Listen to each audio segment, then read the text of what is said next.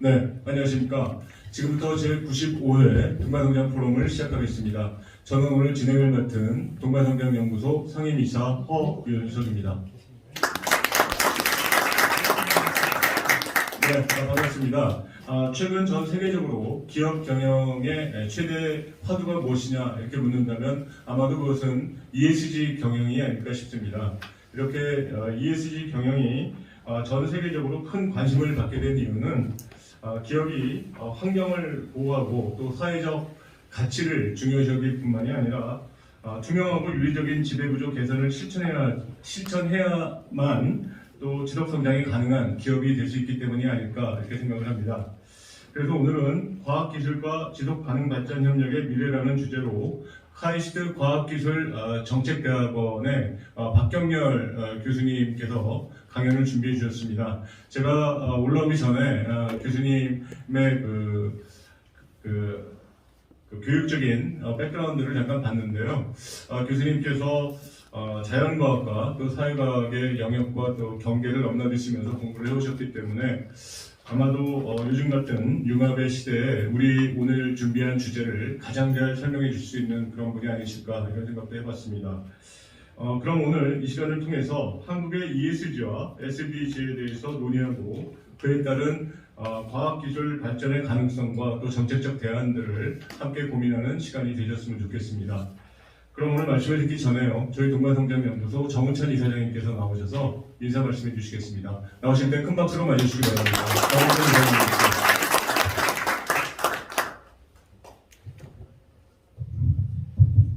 네, 안녕하세요. 다시 뵈어서 반갑습니다. 오늘은 아주 특별한 스피커를 모셨습니다. 박경렬 박사는 아주 커리어가 다양합니다.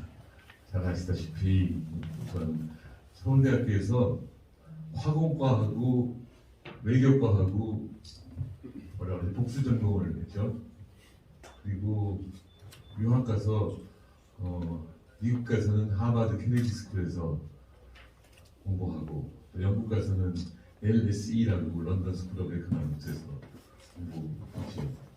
학생 때는 서울대학교 총학생회장을 했습니다. 제가 총장할 때입니다. 사실 저 많이 괴롭힐 수도 있는 자리였었는데 저한테 많이 도와줘서 제가 농담으로 보통 학생회장은 다르다고 어용 학생회장이라고 했는데 제가 아직 정말 좋아합니다. 근데 오늘 보니까 그동안에 많은 분들로부터 사랑을 받은 모양이에요. 여기 오늘 박경렬 교수 모신다니까 서울대학교 화공과 교수도 하셨고 또 제가 총장한테 같이 부총장 하셨던 또 나중에 전주대학교 총장도 하신 이호인 교수 오셨어요. 한번 얼굴 보여주시죠.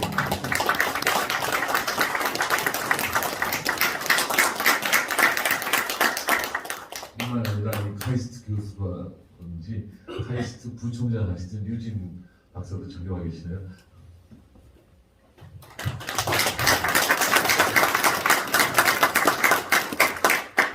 우리 연구소 와서 여러분 발표도 하시고 또 좋은 코멘트도 많이 해 오신 박시걸 교수도 오셔서 서울대학교 산업공학과 교수십니다.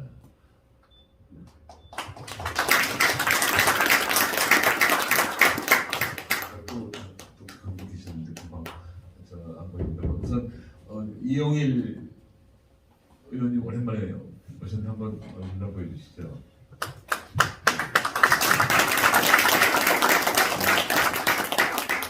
이영일 의원님, 장관님이신데 그냥 제가 존경하기 때문에 어떨 때 그런 제대로 말씀 안 드리고 이영일 선생님 그렇게 하고 있습니다. 최근에 그 해방 후의 그 역사를 어떻게 인식할 것이냐와 관련해서 아주 건전한 보수 입장에서 좋은 글을 발표해 주시고 월간조선에 또 아셨을지 몇 호죠? 월간조선 3월호 2월호 하셨습니다. 그리고 오늘 제가 정부에서 일할 때 총리로 일할 때 같이 일했던 박용준 선생님하고 지금 사업하고 있습니다. 박용준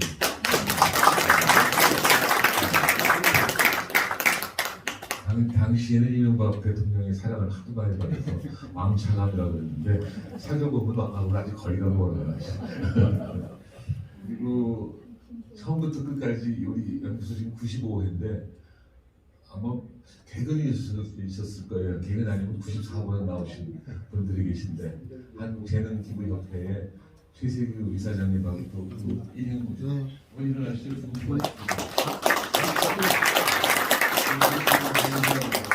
재능기부협회 계십니다.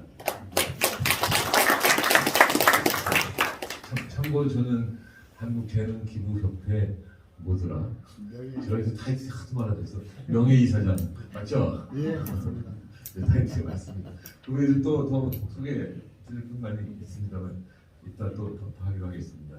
그럼 박경렬 오늘 과학자가 들어가니까 겁나갖고 평소에 비해서 손님이 좀 들어온 것 같아요. 네, 안녕하세요. 예, 방금 소개받은 카이스트 과학기술정책대학원의 박경렬입니다. 감사합니다. 네, 오늘 정말 앞에 먼저 발표해주신 분들도 너무 기라성 같은 분들 많으시고 또 참석해주신 분들께서도 정말 경륜과 오히려 제가 뭔가를 강의한다기보다는 이제 제가 오늘 말씀드리고 많이 배우고 또 코멘트 받는 자리가 될 것 같아서 좀 부담이 좀 있지만 오늘 과학기술과 지속가능 발전 현장의 미래라고 하는 주제로 부족하지만 제 의견을 좀 말씀드리도록 하겠습니다.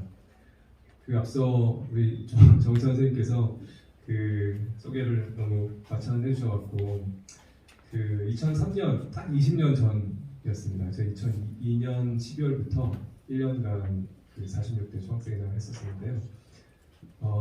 그때 사실은 좀 어떻게 보면은 공대생이었는데 다양한 사회적인 관심을 갖게 된 계기가 된 것 같습니다. 그래서 졸업 이후에 진로를 어떻게 보면 좀 지그재그로 왔던 것 같습니다. 근데 항상 선생님께서 지그재그로 가도 앞으로 가면 되니까 열심히 잘 좋아하는 거 하라라고 하는 격려의 말씀 주셨는데요.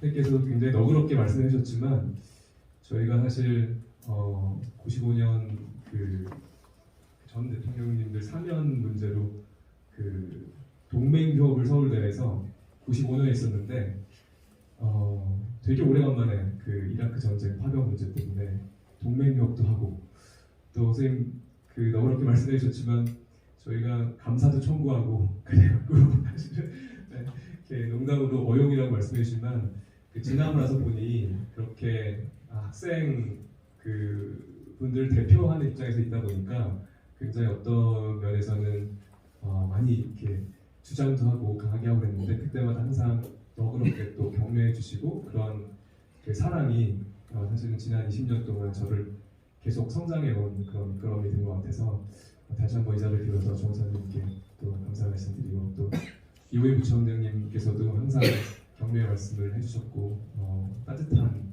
마음으로 지켜봐 주셔서 다시 한번 감사의 말씀드립니다. 저도 조금 길어서는 카이스트 과학기술정책대학원에 있습니다. 저는 공대 화공과를 나오고 그때 학교에서 복수전공이라고 하는 제도를 처음 만들어 주셨습니다. 그래서 어떻게 하다 보니까 저는 이과가 좋아서 왔는데 화학이랑 수학이 좋아서 왔는데 뭔가 한 50%는 문과생인 것 같다는 생각이 드는 거예요.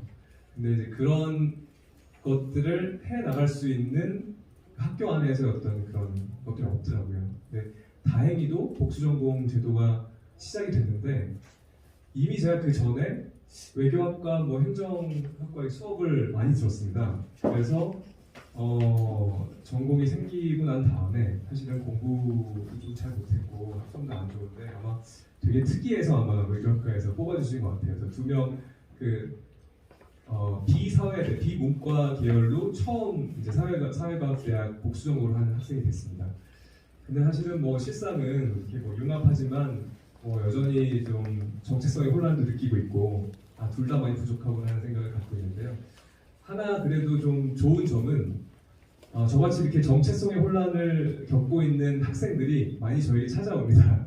그래서 카이스트도 이공계 중심 대학이기 때문에 공학 교육은 굉장히 훌륭하고 그렇지만 인문학적인 교육이나 뭐 경영학 어떤 그 적용을 할 수 있는 기술적인 것들 적용할 수 있는 그런 좀 교육은 오염되지만 조금 아직 부족한 것 같아서 그런 좀 돌파구가 좀 이상한 길을 갔으니까 한번 저한테 많이 오는 것 같은데요.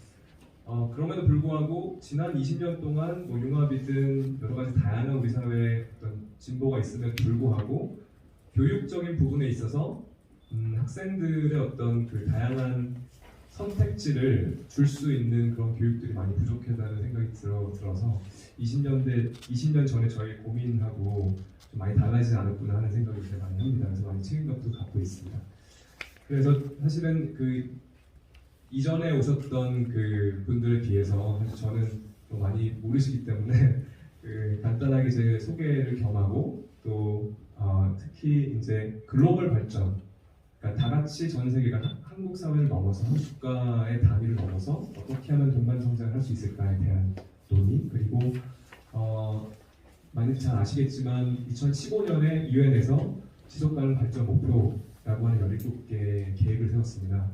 그것이 동반 성장에서 보면은 어떤 한의가 있는지 말씀을 좀 드리고요. 그리고 지금 현재 2023년 상황, 또 전망, 그리고 특히 과학기술 분야에 있어서 또 디지털 기술 분야에 있어서 어떻게 이러한 협력들을 잘 해나갈 수 있을지에 대한 것들 말씀드리도록 하겠습니다. 좀 딱딱한 얘기하면 좀 지루해 줄 수 있을 것 같아서 제가 예전에 경험했던 것들 좀 사진도 좀 넣어보고요. 그렇게 해봤습니다. 저는 먼저 그 연구 분야는 발전, 그리고 기술, 과학기술, 또 거버넌스라고 하는 세 가지 키워드를 갖고 연구를 하고 있습니다. 발전이라고 하는 것은 너무 거창할 수도 있는 질문일 수도 있겠지만 결국 국가의 발전은 무엇인가, 사회의 발전은 무엇인가.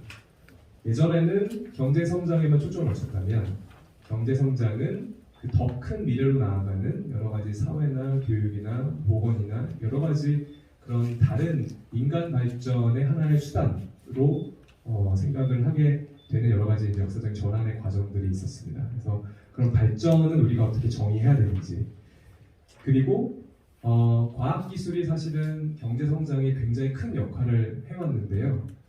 그것뿐만 아니라 단순히 산업적인 발전, 경제적 성장뿐만 아니라 정치적인 발전, 또 사회적인 발전, 윤리적인 발전과도 같이 가야 하는데요. 그래서 그런 관점에서 과학기술이 독립적인 것이 아니라 어떤 우리 사회 안에 같이 연동이 돼서 이식되어가는 그런 사회 기술 시스템으로 우리가 봐야 된다 하는 관점에서 공부를 하고 있고요. 그리고 이제 국가 단위를 넘어서 그러면 다 같이 다른 국가들끼리 또 비국가 행위자, 그러니까 국제기구라든지 다른 뭐 NGO라든지 그런 다양한 행위자들과 어떻게 하면은 이런 글로벌 발전 문제를 같이 할 수 있을까 하는 분야로 이제 주로 연구를 하고 있습니다. 그리고 이제 그거에 대한 어떤 세부적인 주제로 디지털 혁명, 데이터 거버넌스 이런 얘기들이 요새 화두가 되고 있는데요. 그래서 다양한 데이터를 또 다양한 디지털 기술들을 이용해서 여러 가지 발전에 대한 프로젝트들을 만들어내고 또 발전. When there's no more hope is left in me,